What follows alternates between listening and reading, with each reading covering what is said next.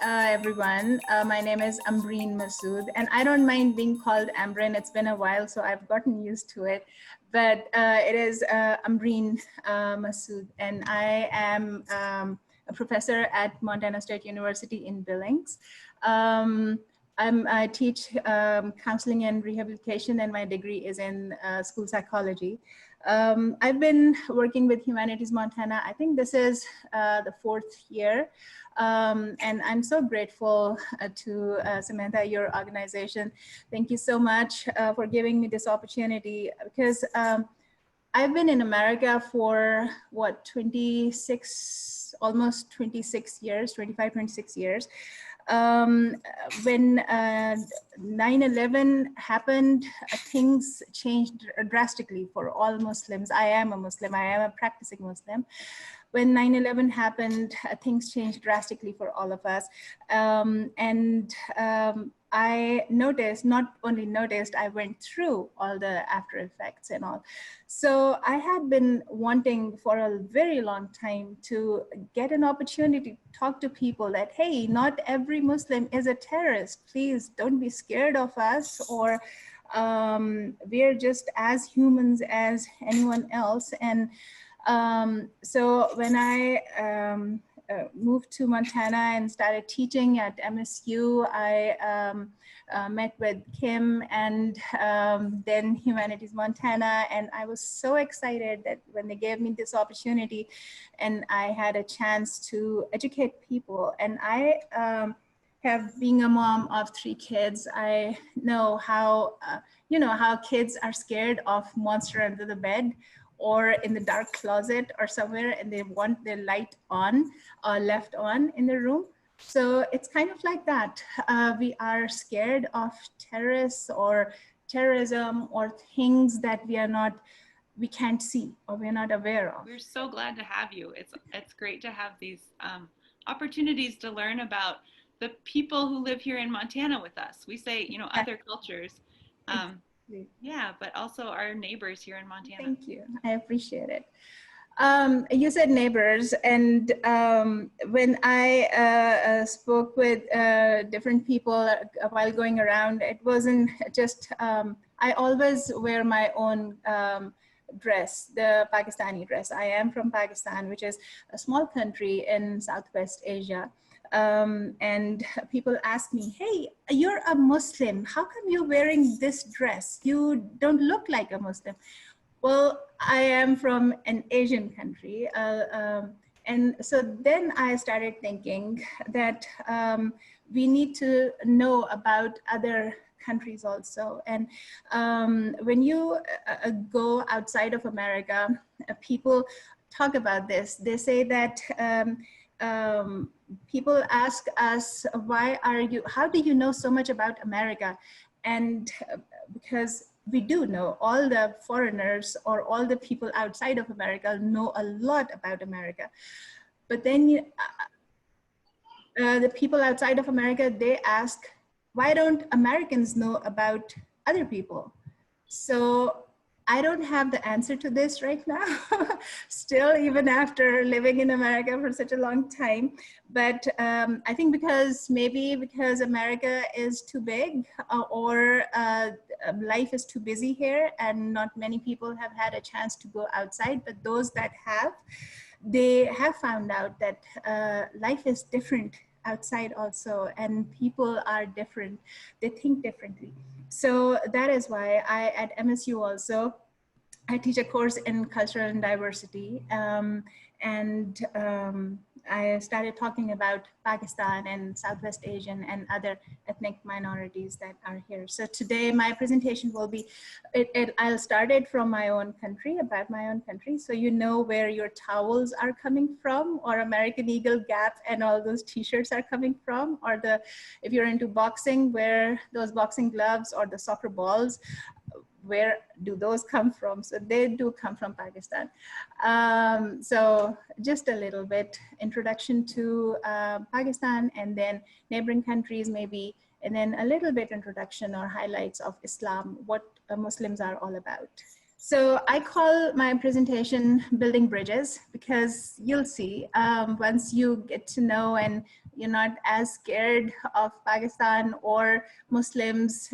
You'd feel like, oh, we can be friends. Pakistan, a lot of people know Pakistan maybe from Malala Yousafzai, a little girl who was shot by Taliban's in 2014. She was given a Nobel Prize because of her movement, or she was shot because she wanted to go to school and Taliban's didn't want her to go to school.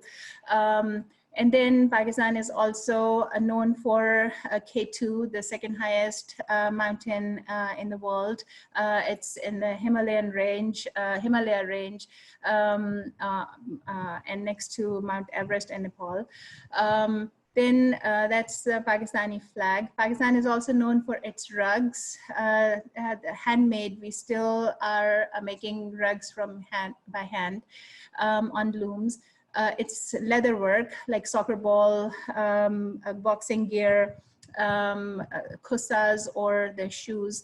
And it's cotton, like I said, Gap, American Eagle, and several towels at Target or Walmart. Next time you go and check the tag, it says made in Pakistan. So it exports their best cotton.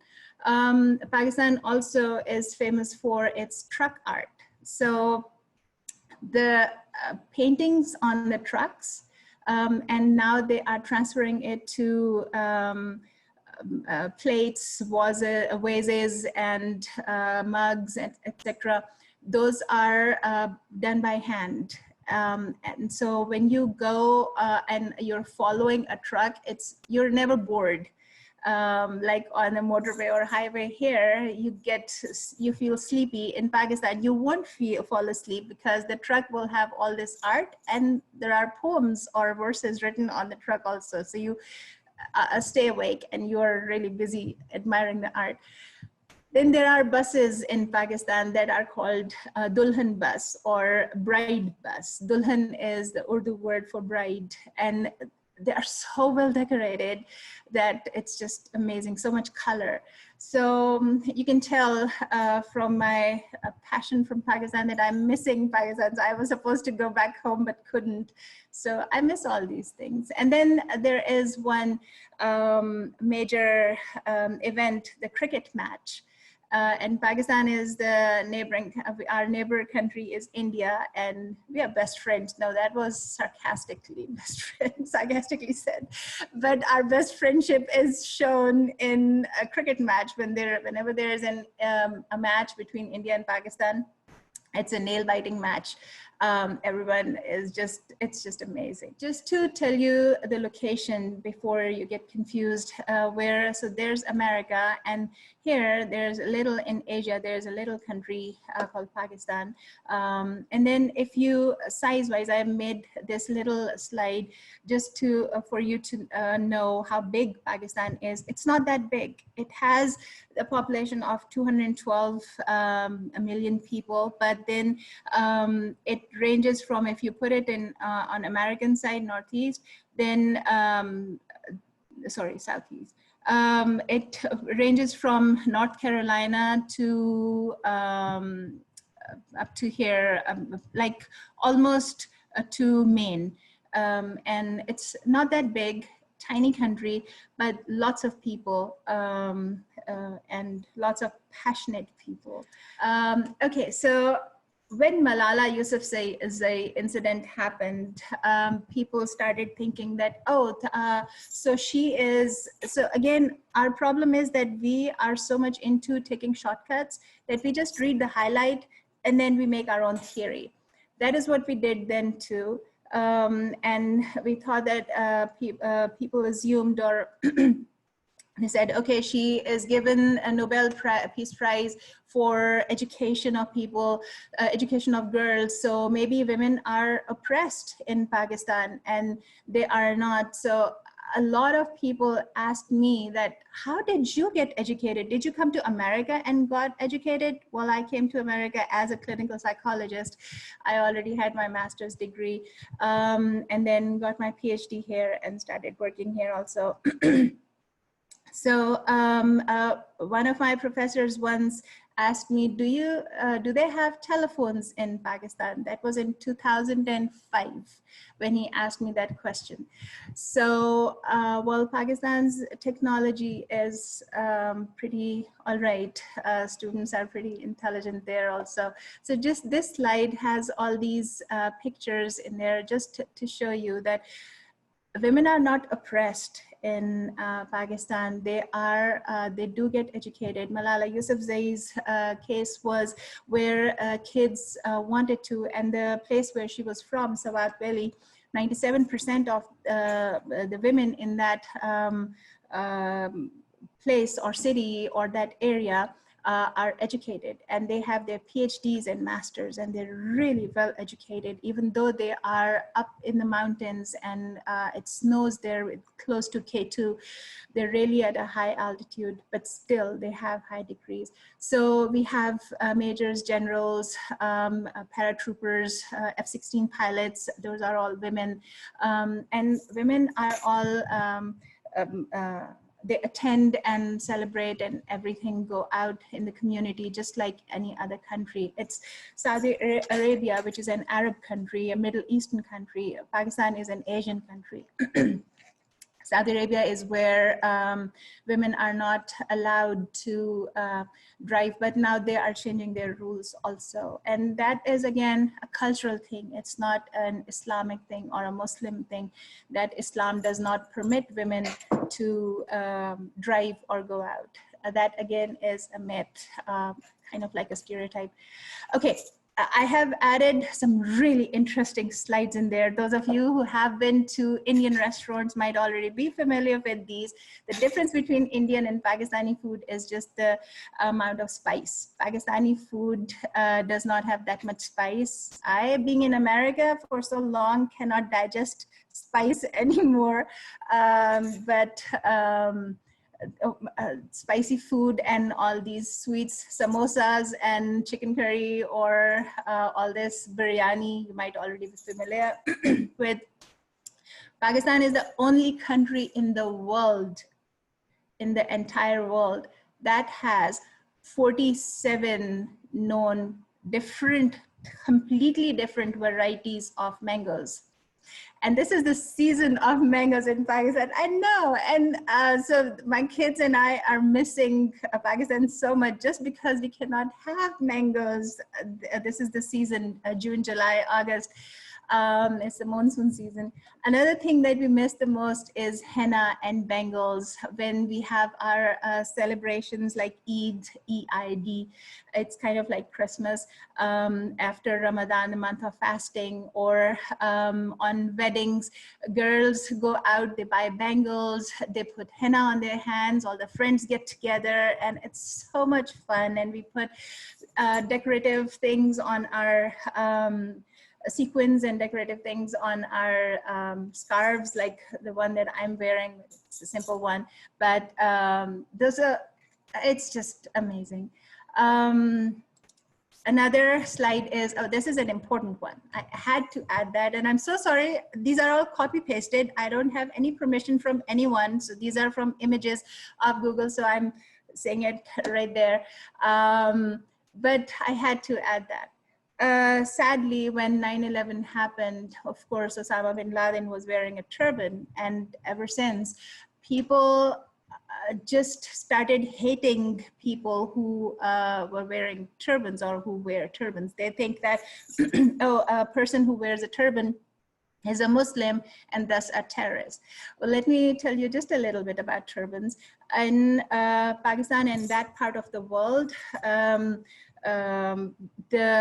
Asia and that part of the world that wears turbans, there are two things. One, really hot weather.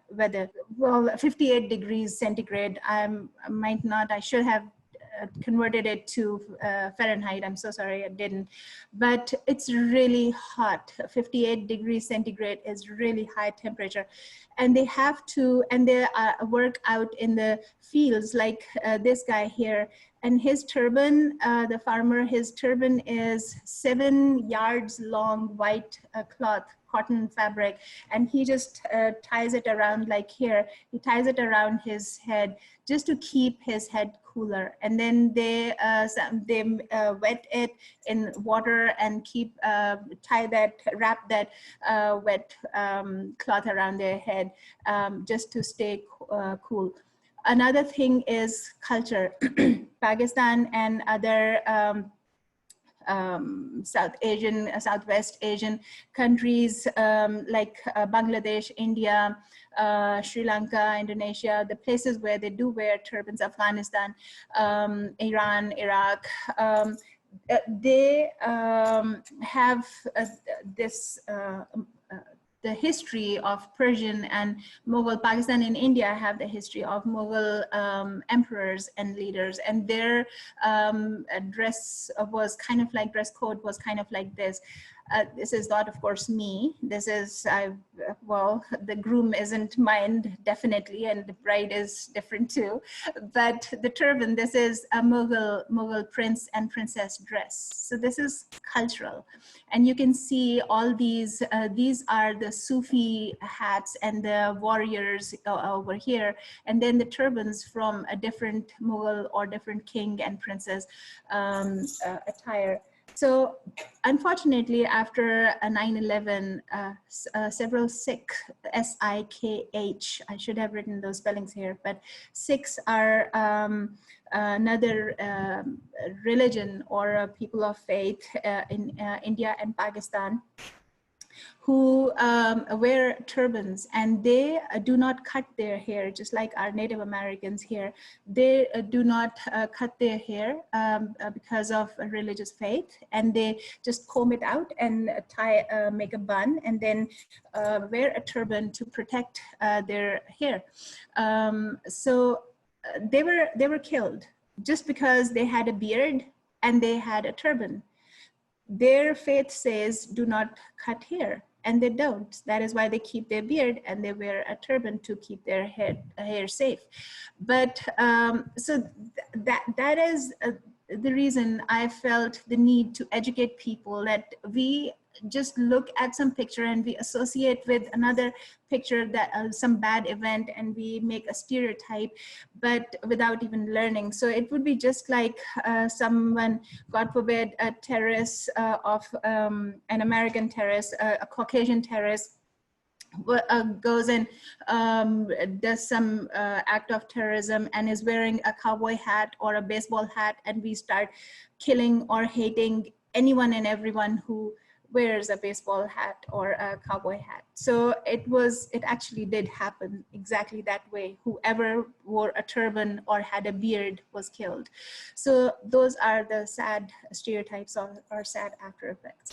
So what is Islam? What am I talking about? So this was a little bit about Pakistan. And I usually in my presentations, I get really passionate, and then people start asking me about recipes for samosas and biryani, and also talk goes longer.